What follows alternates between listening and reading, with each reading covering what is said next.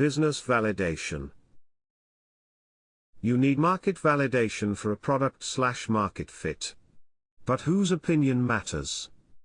Finding the right type of product/market fit is crucial.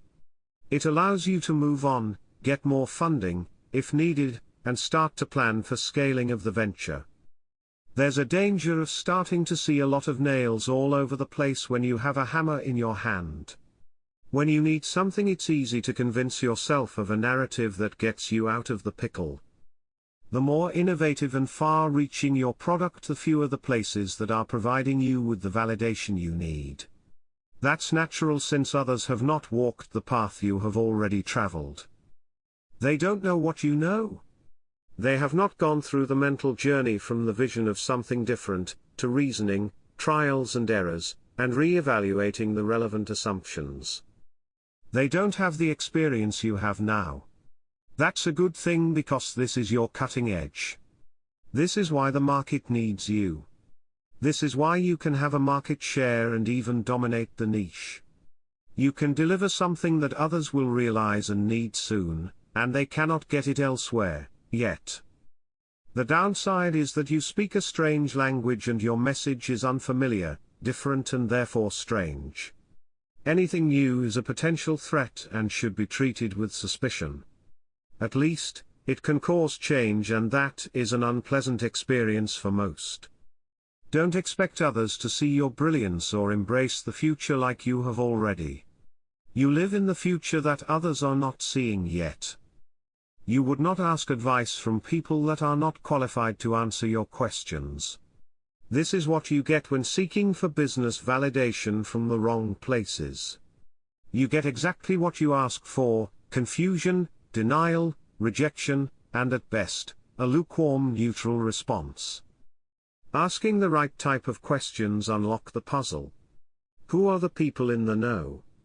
And even more importantly, who are the people that are not? To rephrase the latter one slightly differently, who have the most to lose? Who are the conservative ones? To get you started with the business validation quest, I give you some places that tend to be the wrong places.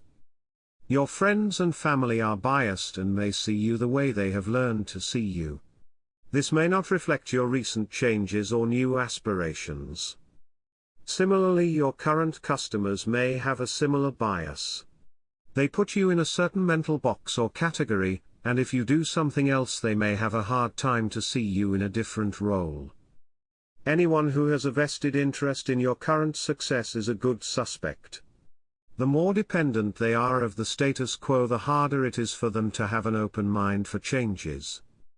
Incumbents are not famous for innovation. Per definition, they have the most to lose. They are not embracing change with open arms. It takes an exceptional corporate culture to dive first into new ventures that may fail. Risk-taking is not the first appetite in large organizations, and can ruin your perfectly good corporate ladder-climbing career.